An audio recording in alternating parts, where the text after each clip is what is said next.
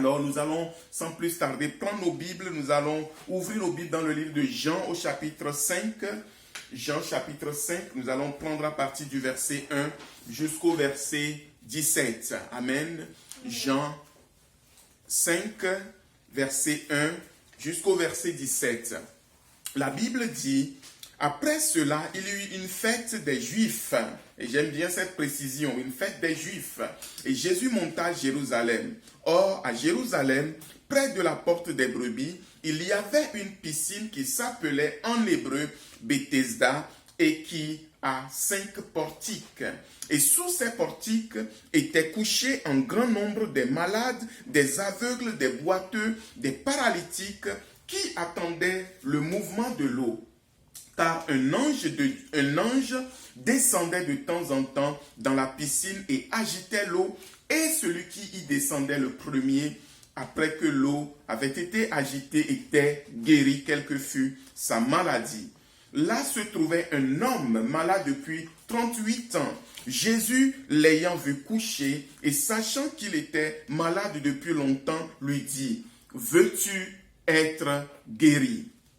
Alors, le malade lui répondit: Seigneur, je n'ai personne pour me jeter dans la piscine quand l'eau est agitée, et pendant que j'y vais, un autre descend avant moi. Verset 8. Lève-toi, lui dit Jésus, prends ton lit et marche. Et aussitôt cet homme fut guéri, il prit son lit et marcha. C'était un jour de sabbat. Alors les Juifs dirent donc à celui qui avait été guéri: c'est le sabbat, il ne t'est pas permis d'emporter ton lit. Il leur répondit: celui qui m'a guéri m'a dit: prends ton lit et marche. Celui qui m'a guéri m'a dit: prends ton lit et marche. Ils lui dirent: qui est l'homme qui t'a dit: prends ton lit et marche? Mais celui qui avait été guéri ne savait pas qui c'était, car Jésus avait disparu de la foule qui était en ce lieu. Depuis, Jésus le trouva dans le temple et lui dit: voici, tu as été guéri. Ne pêche plus, de peur qu'il ne t'arrive quelque chose de pire. Cet homme s'en alla et annonça aux Juifs que c'était Jésus qui l'avait guéri. C'est pourquoi les Juifs poursuivaient Jésus, parce qu'il faisait ces choses le jour du sabbat. Verset 17. Mais Jésus leur répondit: mon Père agit jusqu'à présent, moi aussi j'agis. Amen. Oh, quelle histoire merveilleuse.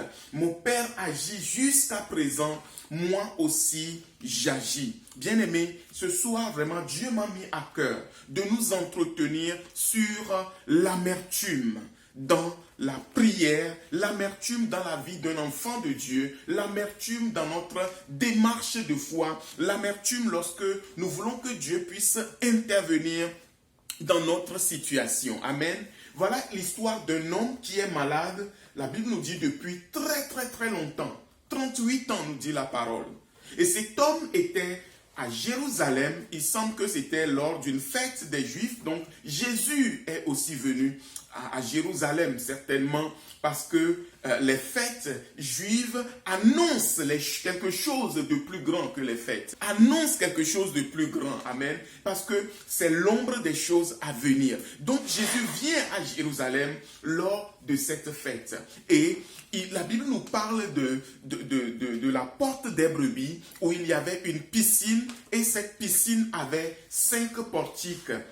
Et au niveau de ces 5 portes qui menaient donc directement dans la piscine, la Bible nous dit qu'il y avait beaucoup de malades. Et il y avait un ange qui venait de temps en temps pour agiter l'eau. Et celui qui rentrait le premier dans l'eau était celui qui était guéri. Et voici que notre ami ici, le monsieur ici, la Bible nous dit qu'il est là depuis. Il est là des années. Il est là depuis des années. Mais personne ne l'a aidé pour le mettre à l'eau. Et cet homme, en ce jour spécial, en ce jour particulier, Jésus vient et Jésus lui adressa la parole. Jésus vient et lui adressa la parole. Et Jésus, qu'est-ce que Jésus dit à cet homme? Veux-tu être guéri? est-ce que tu veux être guéri? Et regardez la réponse de cet homme. Et c'est sa réponse qui va révéler en fait l'état de son cœur. Cet homme, il va dire, mais ça fait longtemps, en fait, chaque fois que je veux y aller, quelqu'un d'autre passe avant moi. Chaque fois que je veux y aller, il y a quelqu'un d'autre qui passe avant moi. Et je n'ai personne pour m'aider, pour me mettre à l'eau au moment où l'ange vient agiter l'eau.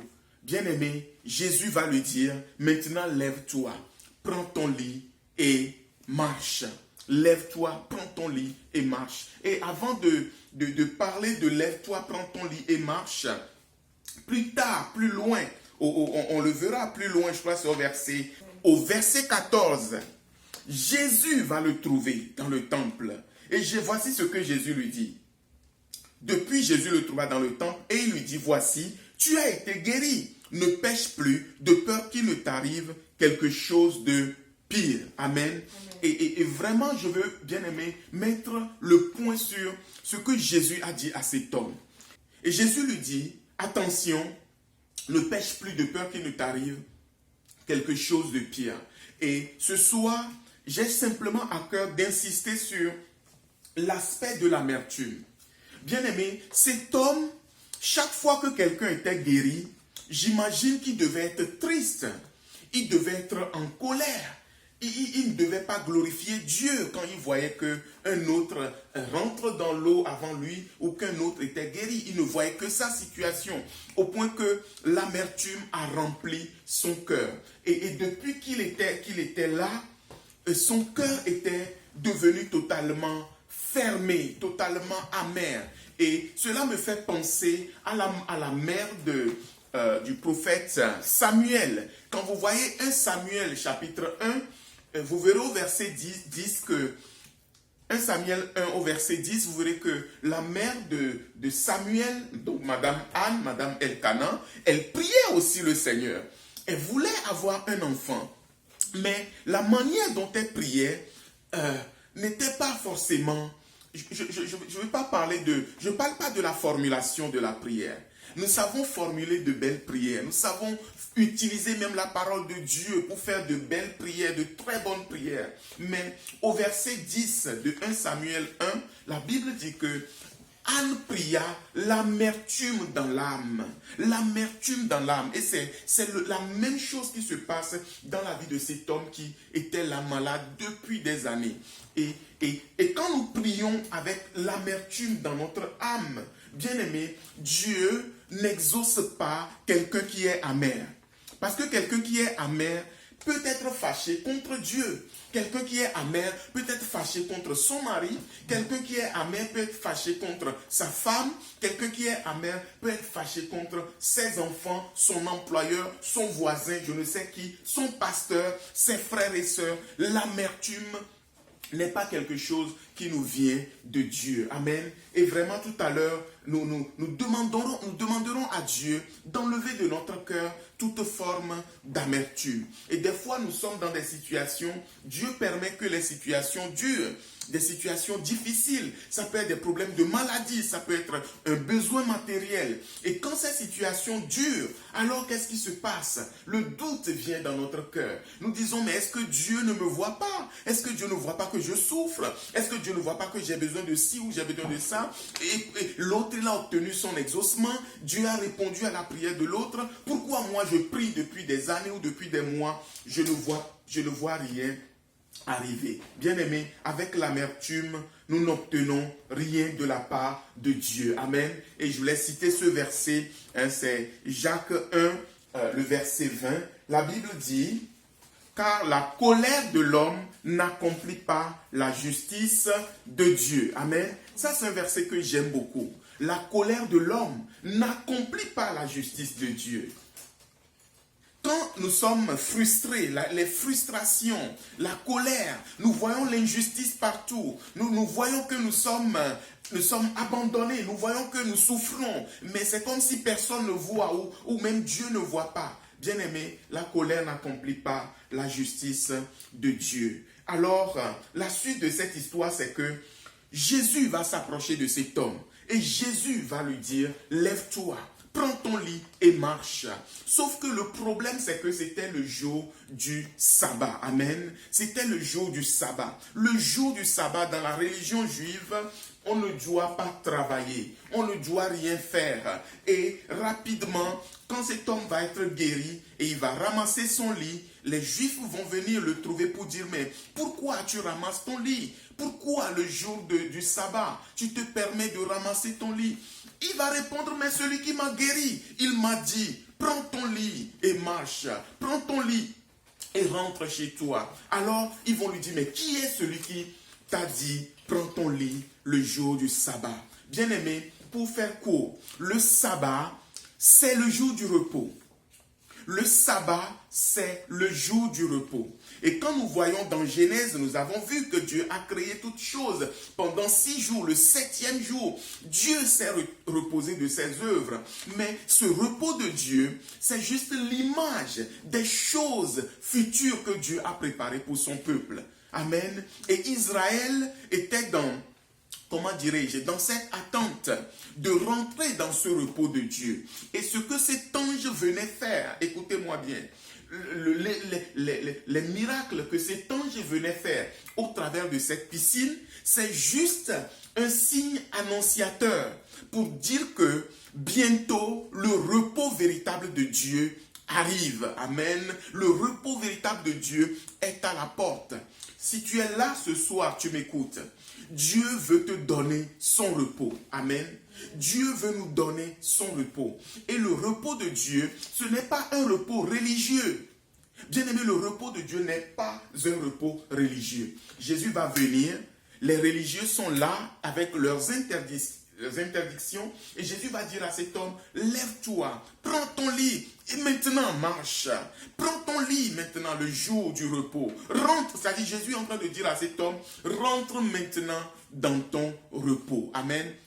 Et vous voyez que les religieux vont venir, ils vont attaquer cet homme, ils vont chercher Jésus partout. Et quand ils vont découvrir que c'est Jésus qui a guéri cet homme, la Bible dit qu'ils vont chercher par tous les moyens pour le faire périr. Est-ce que vous vous rendez compte jusqu'à quel niveau la religion aveugle, quand on ne connaît pas Dieu, jusqu'à quel niveau la religion aveugle peut mener des gens? Donc, ce soir, bien-aimé, Dieu veut vraiment que nous puissions comprendre que Jésus est le maître du sabbat. Amen. Il est le maître du sabbat. Et quand vous pouvez noter Matthieu 12, verset 8. Vous savez, Jésus a fait beaucoup de miracles le jour du sabbat. Et les Juifs ne comprenaient pas pourquoi chaque fois il venait faire ces miracles le jour du sabbat. Jésus est simplement en train de dire que je suis le maître du sabbat. Je suis le maître du repos. Si vous voulez réellement le repos, venez à moi. Si vous voulez réellement rentrer dans ce repos du sabbat, c'est moi qui donne ce repos. Et il me semble que nous avons besoin de ce repos aujourd'hui. Amen. Est-ce que vous avez le repos de Dieu? Je vais vous poser une question. Vous voyez comment la vaccination est en train de faire mal aux chrétiens, mal à la tête aux chrétiens?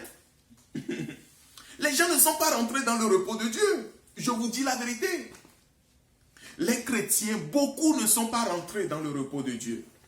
Le corona fait mal à la tête des chrétiens. Parce que les gens ne comprennent pas, les gens ne comprennent même pas ce que nous sommes venus faire à l'église. Bien-aimés, les bâtiments, l'église, tout ce que nous faisons à l'église, bien-aimés, ce n'est pas le plus important. Le plus important, c'est Jésus. C'est Jésus qui nous mène dans le repos de Dieu. Et c'est un repos qui dépasse, qui surpasse toute intelligence. Le repos de Dieu. Amen. Est-ce que tu veux le repos de Dieu? Désires-tu le repos de Dieu? C'est notre sujet de prière ce soir. Nous voulons rentrer dans le repos de Dieu. Amen. On va lire Hébreu rapidement. Tournons dans Hébreu chapitre 4. Amen. Qu'est-ce que Hébreu nous dit? L'auteur du livre des Hébreux. Hébreu 4, on va prendre à partir du verset 1. Amen. Et j'espère que vous allez saisir cette pensée ce soir. Craignons donc, tandis que la promesse d'entrer dans son repos subsiste encore, qu'aucun de vous ne paraisse être venu trop tard. Qu'aucun de vous ne paraisse être venu trop tard. car cette bonne nouvelle nous a été annoncée aussi bien qu'à eux. Mais la parole qui leur fut annoncée ne leur servit de rien, parce qu'elle ne trouvait pas de la foi chez ceux qui l'entendirent. Cette bonne nouvelle leur a été annoncée, mais elle ne leur servit à rien, parce qu'elle ne trouvait pas la foi chez ceux qui l'ont entendu. Et ce soir, bien-aimés, écoutez-moi bien, la bonne nouvelle, c'est que c'est Jésus qui donne le repos, c'est Jésus qui donne la paix, c'est Jésus qui donne un sens à notre existence. Si vous qui êtes à l'église, vous ne comprenez même pas ce que nous sommes venus faire à l'église, ce que la Bible, le but de la Bible, c'est de nous révéler Christ, c'est de nous montrer Jésus, et Jésus nous montre le Père. Et une fois que nous découvrons réellement Jésus, maintenant Jésus va nous conduire dans ce repos. C'est un repos extraordinaire. C'est un repos qui dépasse l'entendement humain. Amen. Ce n'est pas un repos charnel. Ce n'est pas un repos humain. Mais si cette bonne nouvelle, comme ce soir, te parvient, et si elle ne trouve pas la foi chez toi, tu ne vas pas rentrer dans le repos de Dieu. Tu ne rentreras pas dans le repos de Dieu. Amen. Et le texte continue. Elle ne leur servit à rien. Amen. Verset 3. Pour nous qui avons cru, nous entrons dans le repos, selon qu'il est écrit. Je jurai dans ma colère, ils n'entreront pas dans mon repos. Dieu dit, il a juré dans sa colère, que tous ceux qui ne vont pas reconnaître que c'est Jésus qui nous mène dans ce repos, Dieu il dit, je jure qu'ils ne vont pas rentrer. Dieu jure que quiconque ne va pas reconnaître que c'est Jésus qui donne le repos, il ne va pas rentrer dans le repos de Dieu. Aujourd'hui encore, beaucoup de chrétiens se cassent la tête le samedi. Oh, samedi, c'est le jour du repos. C'est samedi qu'il faut faire le culte. C'est samedi qu'il faut adorer. Samedi, il ne faut rien faire. Il ne faut pas travailler. Parce que les gens ne comprennent pas. Ils n'ont pas compris. Comme ici, Hébreu nous le dit. Il dit que la parole qui leur fut annoncée ne leur servit de rien. Parce qu'elle ne trouvait pas de la foi chez ceux qui l'entendirent. Oh, alléluia. Pour nous qui avons cru, nous entrons dans le repos selon qu'il est dit. Je jurai dans mon colère, ils n'entreront pas dans mon repos. Il dit cela, quoique ces œuvres eussent été achevées depuis la création du monde. Car il a parlé quelque part ainsi du 7e jour. Et Dieu se reposa de toutes ses œuvres le 7e jour. Pourquoi Dieu se reposa du 7e jour? C'est prophétique, pour dire que vous, mes enfants, vous qui allez croire dans mon Fils unique que je vais envoyer dans le monde, vous aussi, vous allez rentrer dans ce repos. Amen. Vous aussi, vous allez rentrer, non pas dans le repos des hommes, c'est Dieu qui se reposa. Nous rentrons dans le repos de Dieu. Ce n'est pas un repos de coucher, dormir. Non. C'est un repos spirituel. C'est un repos spirituel. Amen. Le 7e jour appartient à Dieu. C'est Dieu qui s'est reposé le 7e jour. Et il veut que nous rentrions dans son repos. Et c'est en lui que nous trouvons ce repos. Et quand la Bible dit que Jésus est le maître du sabbat, Matthieu 12, verset 8, le Fils de l'homme est le maître du sabbat. Ça veut dire que c'est lui qui nous conduit dans ce sabbat. C'est pourquoi le jour du sabbat, il violait le sabbat religieux. De quelle manière? En faisant des miracles, en faisant du bien, en guérissant les malades. Il conduit ces malades d'une certaine manière à rentrer dans leur repos. Amen. Si tu es malade, tu es guéri, tu rentres dans le repos de Dieu. Si tu es pauvre et Dieu change ta situation, tu rentres dans le repos de Dieu. Si tu souffres et le Seigneur enlève ta souffrance, tu rentres dans le repos de Dieu. Le véritable repos de Dieu, bien aimé, c'est auprès de Christ que nous obtenons ce repos. Amen. Alors verset 6. Or, puisqu'il est encore réservé à quelques-uns d'y entrer et que ceux à qui d'abord la promesse avait été faite n'y sont pas entrés à cause de leur désobéissance. Il parle des Juifs, il parle du peuple d'Israël parce qu'ils n'ont pas cru quand Jésus est venu. Dieu fixe de nouveau un jour, aujourd'hui, en disant à David, si longtemps après, comme il est dit plus haut, aujourd'hui, si vous entendez sa voix, n'endurcissez pas votre cœur. Amen. Est-ce que tu entends la voix de Jésus ce soir? Il dit aujourd'hui, si vous entendez sa voix, n'endurcissez pas votre cœur. Amen. Nous avons besoin de ce repos. Et ce monsieur, malade depuis longtemps, il n'a pas pu rentrer plus tôt dans ce repos parce que l'amertume a rempli son cœur. Il était devenu aigri. Il était devenu triste. J'ai vu des chrétiens, je vais vous donner un exemple. J'ai vu des jeunes femmes chrétiennes, ils ont attendu le mariage, les années sont passées. Elles sont devenues aigries parce qu'elles n'ont pas compris. Les gens pensent que c'est le mariage qui va leur donner le repos. Est-ce que vous me suivez ce soir? Si tu es chrétien, tu es seul et tu penses que c'est le mariage qui va te permettre de rentrer dans le repos de Dieu, eh bien tu te trompes.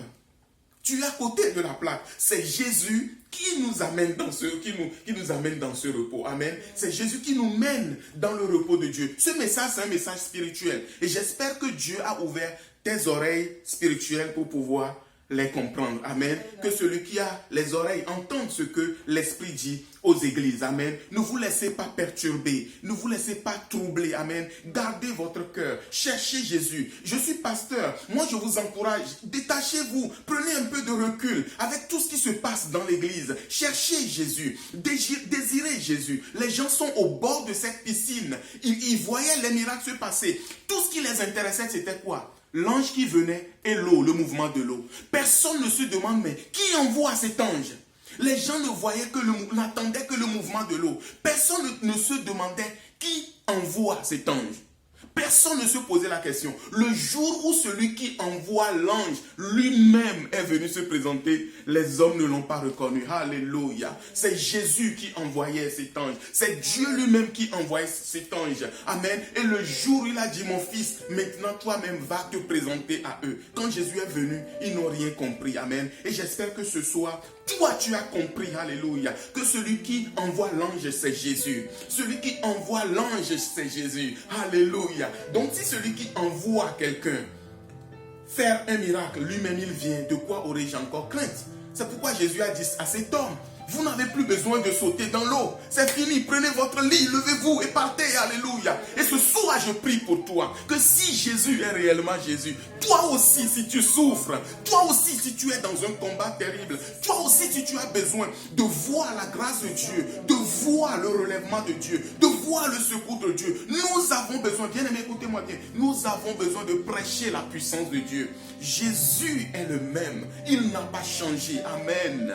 Jésus-Christ est le même, hier, aujourd'hui et éternellement. Alléluia. Il ne changera jamais. Alléluia. Il est le même. Ce qu'il a fait hier, il peut encore le faire aujourd'hui. Alors, enlève l'amertume de ton cœur. Arrête de te comparer avec les gens. Tel a obtenu ci, il a obtenu, tel a obtenu une maison, il s'est marié. Il a eu des enfants, moi j'en ai pas. Il a un travail, je n'ai pas. Tel est riche, moi. Bien aimé, laissons toutes ces choses de côté. Cherche Jésus. Dans telle église, il y a beaucoup de miracles. Dans telle église, le pasteur, il est puissant. Dans telle église, bien aimé, les pasteurs ne sont rien. Aucune église n'est rien. C'est Jésus qui est tout. Parce que c'est lui qui envoie son ange. Les serviteurs, nous sommes juste comme les anges qu'il envoie pour parler de sa part. Amen. Nous sommes juste comme des anges qu'il envoie pour opérer. Mais celui qui accomplit la chose, c'est Jésus. Amen. Et ce soir, il est à la maison. Amen. Il est là dans la maison. Amen. Ouvre ton cœur maintenant. J'aimerais prier avec toi. Alléluia. J'aimerais prier pour ceux qui sont assis, couchés sur un lit depuis bien longtemps et qui souffrent et qui attendent la main de Dieu, qui attendent le secours de Dieu. Je prie maintenant pour vous que la main de Jésus vous touche, que la voix de Jésus parvienne jusqu'à vous, que le secours de Jésus se manifeste dans votre situation, dans votre combat et que le repos de Dieu, le véritable sabbat de Dieu se manifeste dans votre vie, dans le nom puissant de Jésus. Amen, amen et amen.